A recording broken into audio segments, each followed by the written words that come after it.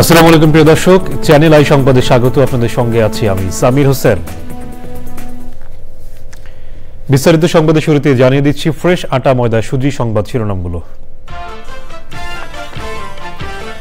ধানমন্ডির ৩২ নম্বর ভাঙার মধ্যে আবারও আগুন। বিভিন্ন জেলায় শেখ পরিবার ও আওয়ামী লীগ নেতাদের বাড়িতে হামলা, ভাঙচুর, অগ্নিসংযোগ।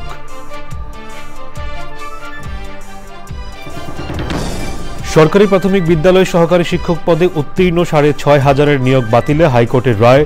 প্রতিবাদে আদালত ও সচিবালয়ে বিক্ষোভ। উত্তরাঞ্চলে অনির্দিষ্টকালের জন্য পেট্রোল পাম্প বন্ধে জনভোগান্তি। নোটিশ ছাড়া সড়ক ও জনপদ বিভাগের উচ্ছেদে পাম্প মালিকদের প্রতিবাদ। আবারও আসছে চ্যানেল আই মিউজিক অ্যাওয়ার্ডস। সঙ্গীতের সব শাখার শিল্পীদের একত্রিত করার বর্ণিল আয়োজনের আগে চলছে মূল্যায়ন পর্ব। এবং শুক্রবার বিপিএল এর ডিফেন্ডিং চ্যাম্পিয়ন ফরচুন বরিশাল ও চিটাগং কিংসের মেগা ফাইনালিস্টদের সামনে শিরোপা জয়ের স্বপ্ন।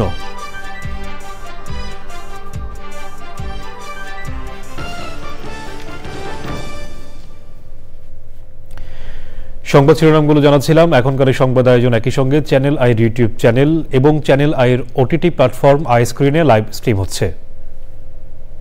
এবার বিস্তারিত। রাজধানী ধানমন্ডির ৩২ নম্বরে শেখ মুজিবুর রহমানের বাড়ি ও পেছনে ৬তলা ভবন ভাঙার মধ্যে ৩২ নম্বরের বাড়িতে আবারও আগুন দেওয়া হয়েছে। এ নিয়ে জানতে শহীদুল্লাহ রাজুর কাছে যাব, তিনি ঘটনাস্থলে আছেন। রাজু, আপনি সকাল থেকেই ধানমন্ডি ৩২ নম্বরের যে বর্তমান পরিস্থিতি নিয়ে জানাচ্ছিলেন, এখন সেখানে ঠিক কি পরিস্থিতি দেখতে পাচ্ছেন আপনি?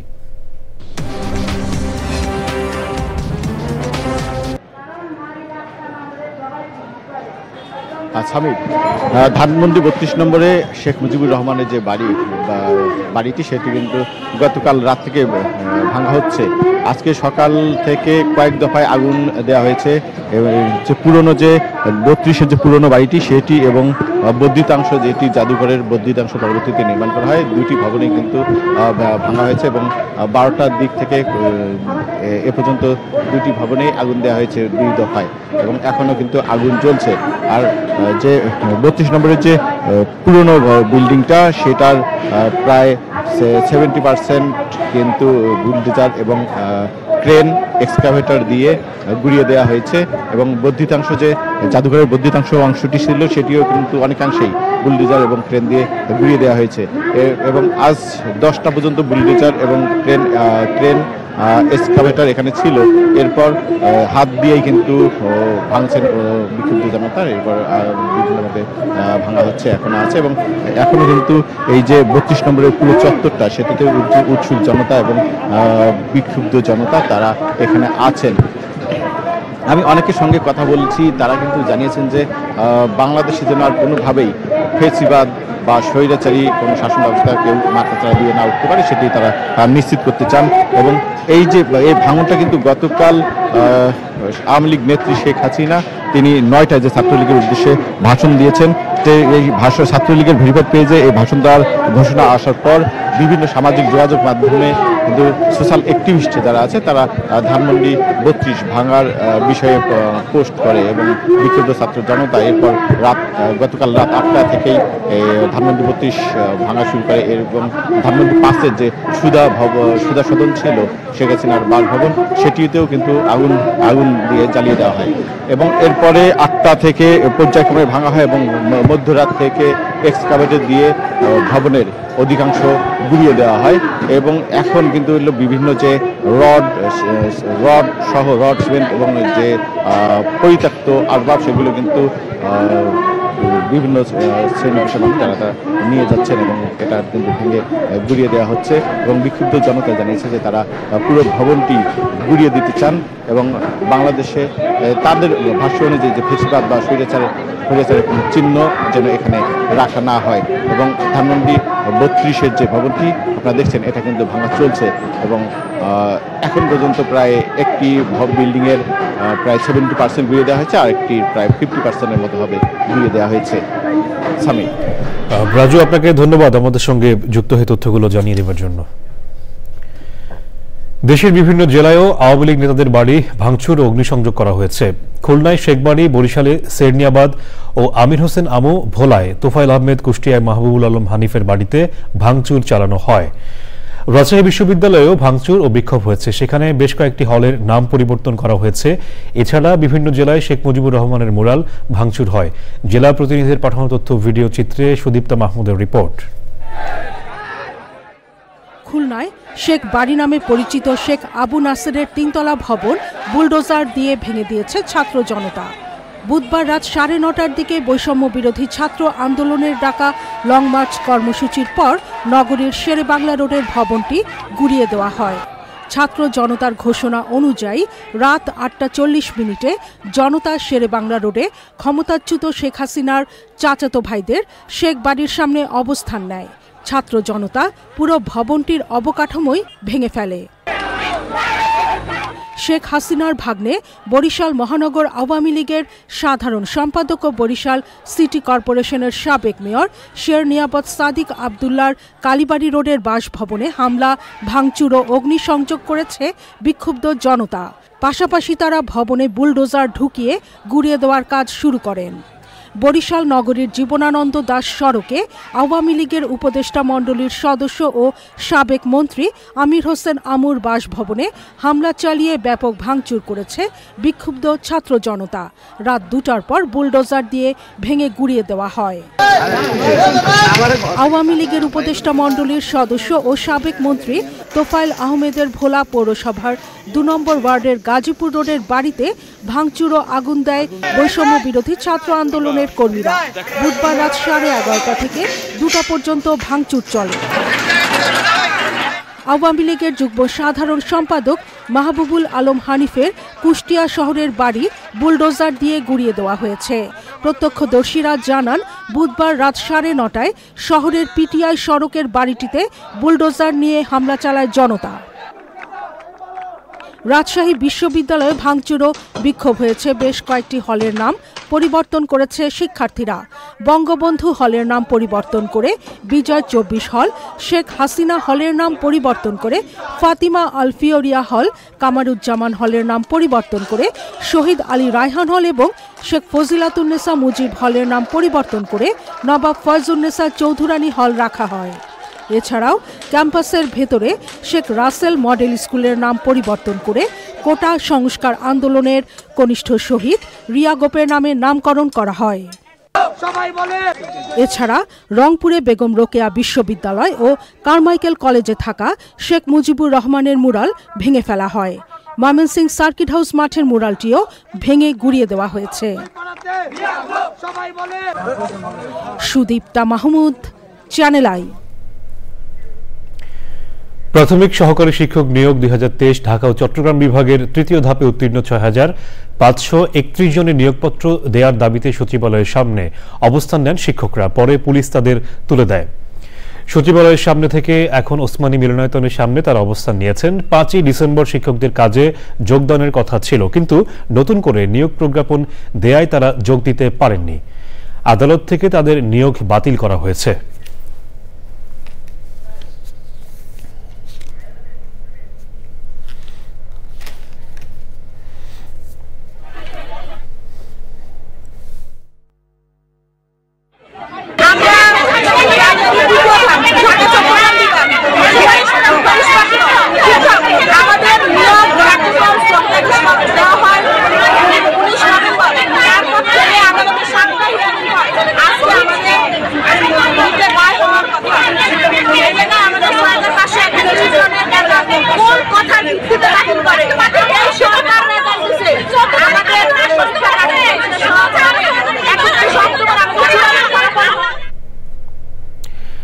এর আগে ঢাকা ও চট্টগ্রাম বিভাগের সরকারি প্রাথমিক বিদ্যালয়ে সহকারী শিক্ষক পদে উত্তীর্ণ 6,531 জন প্রার্থীকে নিয়োগপত্র দেওয়ার সরকারি সিদ্ধান্ত বাতিল করে দেয়, রায় দেয় হাইকোর্ট। বিচারপতি ফাতেমা নজিব ও বিচারপতি শিকদার মাহমুদুর রাজির বেঞ্চ এ রায় দেন। একই সঙ্গে মেধার ভিত্তিতে পুনরায় নিয়োগ দেওয়ার নির্দেশ দিয়েছেন আদালত। রায় শোনার পর বেঞ্চের সামনে দীর্ঘ সময় বিক্ষোভ করেন নিয়োগ বঞ্চিতরা। সে সময় অনেকে কান্নায় ভেঙে পড়েন। পরিস্থিতি নিয়ন্ত্রণে নিয়োগ করা হয় নতুন অতিরিক্ত পুলিশ। পরে তাদের হাইকোর্ট বেঞ্চের সামনে থেকে সরিয়ে দিলে এনএক্স ভবনের সামনে তারা আরেক দফা বিক্ষোভ করেন। সেখান থেকে সচিবালয়ের দিকে চলে যান। 19 নভেম্বর সরকারি প্রাথমিক বিদ্যালয়ের সহকারী শিক্ষক পদে তৃতীয় ধাপে 6,531 জনের নিয়োগপত্র প্রদানের সিদ্ধান্ত স্থগিত করেন হাইকোর্ট। এর আগে 2023 সালের 14 জুন নিয়োগ বিজ্ঞপ্তির পর পরীক্ষা হয়। গত বছরের 31 অক্টোবর তৃতীয় ধাপে ঢাকা ও 3 পার্বত্য জেলা ছাড়া চট্টগ্রাম বিভাগের চূড়ান্ত ফল প্রাথমিক শিক্ষা অধিদপ্তরের ওয়েবসাইটে প্রকাশ করা হয়।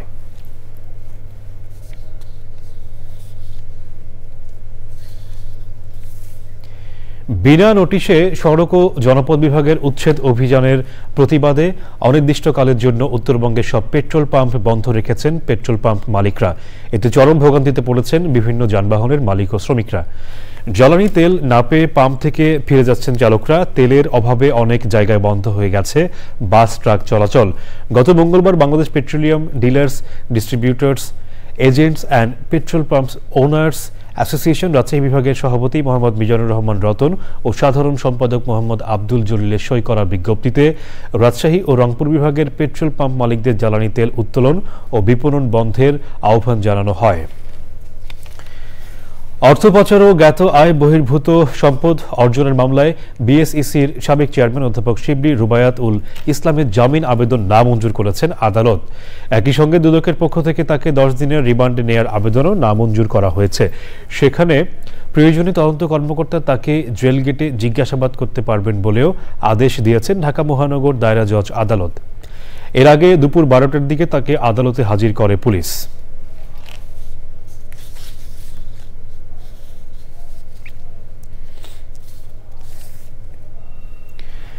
সঙ্গীতের সব শাখা শিল্পীদের একত্রিত করার প্রয়াসে আবারও আসছে চ্যানেল আই মিউজিক অ্যাওয়ার্ডস।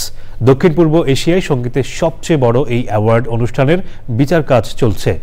সেরা শিল্পীদের বাছাইয়ে যুক্ত আছেন দেশের সঙ্গীত সংস্কৃতি অঙ্গনের বিশিষ্টজনেরা। লায়লা নওশিনের রিপোর্ট। সুর ও সঙ্গীতের উৎকর্ষ সাধনের লক্ষ্যকে সামনে রেখে সুস্থ ধারার সঙ্গীতকে এগিয়ে নিতে 2004 সালে শুরু হয় চ্যানেল আই মিউজিক অ্যাওয়ার্ডস। পর্যায়ক্রমে এই আয়োজন পরিচিতি পায় দক্ষিণ পূর্ব এশিয়ার সবচেয়ে বড় অ্যাওয়ার্ড শো হিসেবে। 19তম আসরের জন্য জমা হওয়া সেরা গানগুলো বাছাই করতে শুরু হয়েছে বাছাই প্রক্রিয়া। বিচার কাজ পরিচালনা করছেন দেশের বিখ্যাত সঙ্গীতজ্ঞ ও নির্মাণের সঙ্গে সংশ্লিষ্টরা। এটা বিভিন্ন ক্যাটাগরিতে, রবীন্দ্রসঙ্গীতে, নজরুল সঙ্গীতে, লোকগীতি যেটা বলা হয়, আধুনিক চলচ্চিত্রের গানগুলোকে এইভাবে করা হয়। এখানে যারা গুণী বিচারক আছেন তারা সাধ্যমতো চেষ্টা করে, আপ্রাণ চেষ্টা করেন তাদের বিচার কার্য সুষ্ঠুভাবে সমর্পণ করার জন্য। গীতি কবিতার ক্ষেত্রে লেখার যে একটি ফরম্যাট আছে, সেই ফরম্যাটটা ঠিক থাকলো কিনা, তার ছন্দ, মাত্রা, অন্তমিল এগুলার আমরা লক্ষ্য করে থাকি যে সেগুলো ঠিকঠাক মতো আছে কিনা। 19তম চ্যানেল আই মিউজিক অ্যাওয়ার্ডস 2024-এ আজীবন সম্মাননা সহ 17টি ক্যাটাগরিতে পুরস্কার দেওয়া হবে। এর মধ্যেও কিছু গান হয়তো কালোজয়ী হবে, আমাদের মনে গেঁথে থাকবে। তো এরকম গান আমরা পাই মাঝে মাঝে, তো সেই রকম গানের প্রত্যাশায় থাকছি। শিল্পীদের তৈরির কারখানা আমার কাছে চ্যানেল আইকে মনে হয় এই জন্য যে তারা কিন্তু অনেক জায়গা থেকে অনেককে তুলে নিয়ে এসে ইতিমধ্যে আমাদের দেশের মানুষের কাছে নিয়ে আসতে পেরেছে। এই উদ্যোগগুলো ভালো লাগে। সঙ্গীত জগতের শিল্পী ও কলাকুশলীদের সম্মান জানাতেই শিগগিরই আয়োজিত হবে সঙ্গীতের এই মহোৎসব। লায়লা নওশিন, চ্যানেল আই, ঢাকা। দেয়ালে ঘেরা অবরুদ্ধ নগরীয় বাড়ির পরিবেশকে সুন্দর ও মনোরম রাখার ক্ষেত্রে সহায়কের ভূমিকা রাখছে ছাদ কৃষি। কৃষি অন্তঃপ্রাণ 2-1 উদ্যোক্তার হাত ধরে ছাদ কৃষির পাশাপাশি চলছে আঙিনা, বারান্দা এবং বাসার ভেতরেও সবুজের চর্চা। নগর জীবনেও এমনই এক ফসলি বেষ্টনী গড়েছেন হবিগঞ্জের মনির হোসেন ও তার পরিবার। বিস্তারিত জানাচ্ছেন শাইখ সিরাজ। হবিগঞ্জ শহরের ইতনাবাদ আবাসন এলাকা। এখানে মনির হোসেনের এই বাড়িটি শহরের অন্য সব বাড়ি থেকে একেবারে আলাদা। ভবনের উপরে ছাদ এবং সুবিশাল আঙিনার সবখানি ফল ফসলের সন্নিবেশ। নগর সভ্যতার মাঝেও উদ্যোক্তা গ্রামীণ আবহ ধরে রাখতে এবং বিশুদ্ধ খাদ্যের অন্বেষণে গড়েছেন এই সবুজের আয়োজন। আমার খাদ্যের যোগানের ব্যবস্থা করতে হবে। প্রথম একটা ফল গাছ লাগানোর জায়গা থাকলে আমি একটা ফল গাছই লাগান, গাছের প্রতি মমত্ববোধ থাকলে আমার মনে হয় শরীর মন দুইটাই ভালো থাকে এবং এটা অন্য ধরনের নেশা। এটা বাড়ির আঙিনা বা পেছনটা সাধারণত শহর অঞ্চলে এরকম দেখা যায়। আমি যদি টিন শেড করে ভাড়া দিতাম শ্রমজীবী মানুষদের বা ছোট ফ্যামিলিদের, অনেক টাকা পেতাম। ঘরের ভেতর এবং বারান্দাতেও দেখা মিলল নানা রকম শৌখিন গাছ। দেশ বিদেশের এসব অর্নামেন্টাল উদ্ভিদের সংগ্রাহক মনির হোসেনের স্ত্রী মাহমুদা আক্তার জলি। এগুলোকে অ্যাগলোনিমা বলে, মূলত থাইল্যান্ড থেকে মোটামুটি ইমপ্রুভ হয়। আর আমরা দেশীয় সেলার থেকে নেওয়া হয়। আচ্ছা, এই বারান্দায় তো আপনার সাকুলেন্ট ভর্তি এখানে। ওয়াও, প্রচুর পরিমাণে। এটার নাম হচ্ছে পার্পল ডিলাইট, এটা ফায়ার ট্রাম, এটার নাম হচ্ছে মারপিন। কৃষি অনুরাগী এই পরিবারের দাবি, ছাদ কৃষিকে টেকসই করতে দরকার সঠিক তথ্য এবং পরামর্শ পাওয়ার নিশ্চয়তা।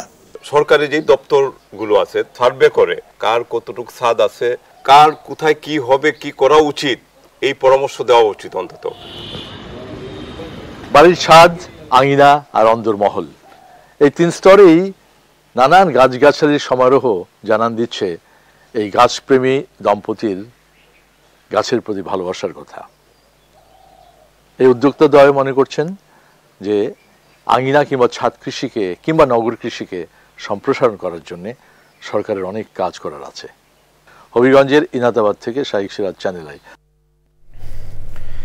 দর্শক, এ নিয়ে বিস্তারিত প্রতিবেদন দেখবেন আজ বেলা 3:05 হৃদয় মাটি ও মানুষের ডাক অনুষ্ঠানে।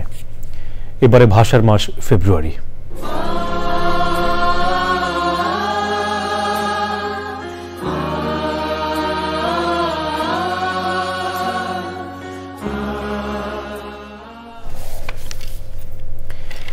সময়ের সঙ্গে সঙ্গে বাংলা ভাষার প্রতি বিদেশিদের আগ্রহ বাড়ছে।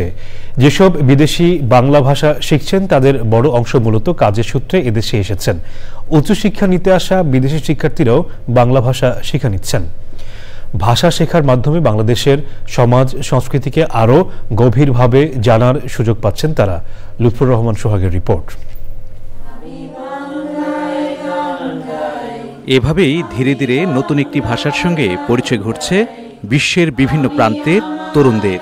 ধাপে ধাপে তারা শিখে নিচ্ছেন বাংলা ভাষায় যোগাযোগের পাঠ।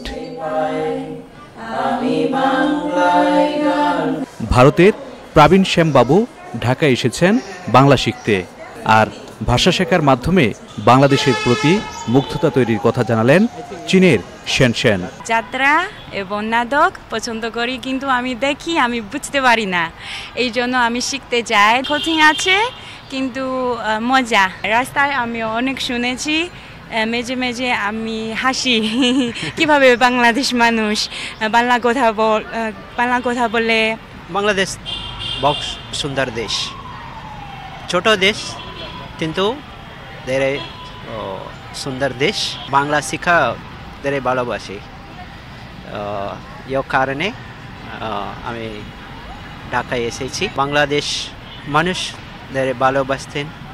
বাংলাদেশে বিদেশিদের বাংলা শেখানোর প্রধান প্রতিষ্ঠান ঢাকা বিশ্ববিদ্যালয়ের আধুনিক ভাষা ইনস্টিটিউট। ভিন্ন ভিন্ন প্রয়োজন বাংলা ভাষার প্রতি শিক্ষার্থীদের আগ্রহ তৈরি করছে, বলছেন বাংলা ভাষার এই প্রশিক্ষক। অনুবাদক হতে চায়, বিভিন্ন ভাষায় ট্রান্সলেশনের কাজ করে, আবার অনেকে দূতাবাসে চাকরির জন্য বাংলা ভাষা শেখে এবং বাংলাদেশে স্থায়ীভাবে বসবাস করতে চায়, হয়তো ব্যবসার কাজে ইনভেস্ট করতে চায়, তারাও বাংলা শিখছে। সব মিলিয়ে একটা বিভিন্ন রকম একটা বিচিত্র মাত্রিক স্টুডেন্টদেরকে আমরা পাই। মনে হয় যে আমার সামনে একটা বিশ্ব বসে আছে, এক এক দেশের মানুষ, এক এক সংস্কৃতি, এক এক মানসিক অবস্থান নিয়ে আমার সামনে বসে থাকে। সংশ্লিষ্টরা বলছেন, রাষ্ট্র হিসেবে বাংলাদেশ যত এগিয়ে যাবে, বাংলা ভাষার প্রতি বিদেশিদের আগ্রহ তত বাড়বে। লুৎফর রহমান সোহাগ, চ্যানেল আই, ঢাকা।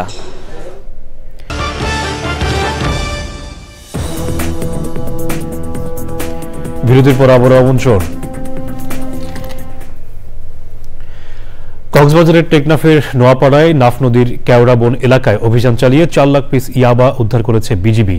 টেকনাফ বিজিবির অধিনায়ক লেফটেন্যান্ট কর্নেল আশিকুর রহমান এক প্রেস বিজ্ঞপ্তিতে জানান, বুধবার গভীর রাতে ইয়াবার একটি বড় চালান নাফ নদী হয়ে টেকনাফে পাচারের সংবাদ পায় বিজিবির গোয়েন্দা টিম।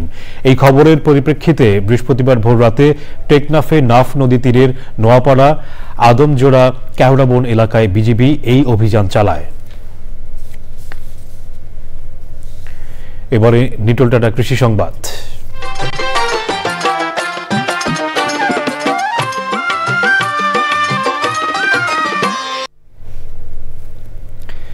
দেশের কৃষিতে গুরুত্বপূর্ণ শস্য সরিষা, অর্থনৈতিক বিচারেও এই ফসলের বেশ কদর রয়েছে। তাই কিশোরগঞ্জে দিন দিন এর আবাদ বাড়ছে।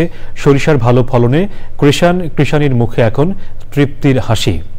কিশোরগঞ্জ থেকে এসকে রাসেল এর তথ্য ও ভিডিও চিত্রে আল মকসিদের রিপোর্ট। ভোজ্য তেলের ক্রমবর্ধমান চাহিদার কারণে বাজারে সরিষার ভালো মূল্য রয়েছে। প্রতি বছর কার্তিক মাসের শেষের দিকে সরিষার চাষ হয়। বোরো মৌসুমের মাঝামাঝিতে তেল জাতীয় রবি ফসল সরিষা আবাদ হয় বলে কিশোরগঞ্জে একে ফাউ ফসলও বলে চাষিরা। বোরো ধান আবাদের আগে আমরা যথেষ্ট পরিমাণ সময় পাওয়া যায়। এই সময়ের ভিতরে আমরা যদি সরিষা করি আমরা সরিষা বীজ দিয়ে তেল হয়, কষ্ট কমে আবার ভালো শস্য হয়েছে, লাভ হয়। 4-5 হাজার টাকার মতো খরচ হয়েছে, তবে খরচ তো উঠবই। পুরো দিয়ে বড়া খায়, শাক খায়, লাকড়ি হয়। নামমাত্র খরচে চাষ করে ভালো দাম পাওয়ায় কৃষক সরিষা আবাদের দিকে ঝুঁকছেন বলে জানিয়েছে কৃষি সম্প্রসারণ অধিদপ্তর। এবছর ফলন একটু ভালো হবে, কারণ এবছর প্রকৃতি এবং আবহাওয়া পুরোপুরি সরিষা উৎপাদনের পক্ষে। এই 12,500 হেক্টর সরিষার মধ্যে 1400 হেক্টর জমিতে আবাদের জন্য আমরা সরাসরি প্রণোদনার মাধ্যমে বীজ সহায়তা প্রদান করেছি। এবছর জেলায় চাষ হওয়া সরিষা থেকে উৎপাদনের লক্ষ্যমাত্রা নির্ধারণ করা হয়েছে 20,500 মেট্রিক টন। তবে বাম্পার ফলনে এই লক্ষ্যমাত্রা ছাড়িয়ে যাবে বলে আশা করছেন কৃষি সম্প্রসারণ অধিদপ্তর। আল মুকসিদ, চ্যানেল আই। এবারে প্রকৃতি সংবাদ।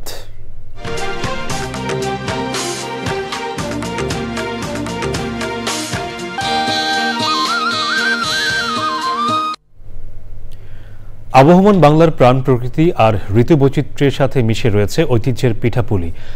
আর পিঠা ছাড়া ভোজন রসিক বাঙালির শীত যেন পরিপূর্ণই হয় না।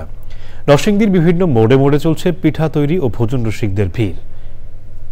শুধু ভাপা পিঠা বিক্রি করেই লাখপতি নরসিংদীর মালিক মিয়া। স্বাদ ও গুণে মানে ভালো হওয়ায় পিঠা খেতে দূর দূরান্তের মানুষ ভিড় করছেন তার দোকানে। নরসিংদী প্রতিনিধি সুমন রায়ের রিপোর্ট। একটা সময় শীত মানেই ছিল গ্রাম কিংবা শহরে সব জায়গাতেই মম করে ওঠা পিঠার স্বাদ আর ঘ্রাণ। শহর কিংবা গ্রামে সবখানেই যেন চলত পিঠা উৎসব। আর তাই ভোজন রসিকদের কথা চিন্তা করেই ঢাকা সিলেট মহাসড়কের জেলখানা মোড়ে দীর্ঘ 12 বছর ধরে নানা স্বাদে আর ভিন্ন আঙ্গিকে তৈরি ভাপা পিঠা বিক্রি করছেন মালিক। মালাই, কিশমিশ, খেজুর, কাজু বাদাম, মুরব্বা সহ প্রায় 16টি উপাদান দিয়ে 50 টাকা থেকে শুরু করে 1000 টাকা দামের ভাপা পিঠা পাওয়া যায় মালিক মিয়ার দোকানে। খুবই মজাদার পিঠা এখানে বানানো হয়। একবার যদি কেউ খায় তাহলে মনে হবে এরকম ভাবে খাওয়া হবে। এখানে পিঠা অনেক ভালো এবং সুস্বাদু হয়, অনেকেই বলে। তো আজকে আমি নিজে খেলাম, অনেক ভালো লাগছে। মালিক মামার পিঠা শীতের সময় পিঠা পাওয়া যায়, খুব ভালো সুখাদ্য। অনন্য মান আর বিশেষত্বের কারণে পিঠা খেতে আশপাশের জেলা থেকেও আসেন ভোজন রসিকরা। এই পিঠাগুলো অনেক মজা, এটার জন্য আমিও ট্রাই করতে এসেছি। প্রতিবারই আসলে এটা স্বাদটা আমি উপভোগ করি। খাইতে আসছি যে না গিয়ে খাবো, খেয়ে আবার এগিয়ে যাবো। শুধুমাত্র ভাপা পিঠা বিক্রি করেই মাসে আয় করছেন 9 থেকে 10 লাখ টাকা। সিলেট থেকে লোক করতে আমার দেশে আসছে গাড়ি নিয়ে পিঠা খাইতে। 500 টাকার পিঠা খাওয়ার জন্য 8,000-9,000 টাকা গাড়ি বানাতে আসছে। আমি 10 বছর আগে থেকে ভালো করে বানাইছি, এখনো এরকম ভালো করে বানাই। বিশ্বাস নাই খাবেন, আপনি আমার পিঠার টাকা থাকলেও খাইতে পারবেন, না থাকলেও খাইতে পারবেন, কারণ আমি মাসেরই খাওয়াই। মালিক মিয়া শুধু পিঠা বিক্রি নয়, লাভের 2/3 অর্থ দান করছেন মানবতার সেবায়। নরসিংদী থেকে সুমন রায়, চ্যানেল আই। শেষ করার আগে ফ্রেশ আটা ময়দা সুজি সংবাদ শিরোনামগুলো জানিয়ে দিচ্ছি আরো একবার। ধানমন্ডি 32 নম্বর ভাঙার মধ্যে আবারও আগুন। বিভিন্ন জেলায় শেখ পরিবার ও আওয়ামী লীগ নেতাদের বাড়িতে হামলা, ভাঙচুর, অগ্নিসংযোগ। সরকারি প্রাথমিক বিদ্যালয়ে সহকারী শিক্ষক পদে উত্তীর্ণ 6,500 নিয়োগ বাতিলে হাইকোর্টের রায়। প্রতিবাদে আদালত ও সচিবালয়ে বিক্ষোভ। উত্তরাঞ্চলে অনির্দিষ্টকালের জন্য পেট্রোল পাম্প বন্ধে জনভোগান্তি। নোটিশ ছাড়া সড়ক ও জনপথ বিভাগের উচ্ছেদে পাম্প মালিকদের প্রতিবাদ। আবারও আসছে চ্যানেল আই মিউজিক অ্যাওয়ার্ডস। সঙ্গীতের সব শাখার শিল্পীদের একত্রিত করার বর্ণিল আয়োজনের আগে চলছে মূল্যায়ন পর্ব। এবং শুক্রবার বিপিএল-এ ডিফেন্ডিং চ্যাম্পিয়ন ফরচুন বরিশাল ও চিটাগং কিংসের মেগা ফাইনালিস্টদের সামনে শিরোপা জয়ের স্বপ্ন।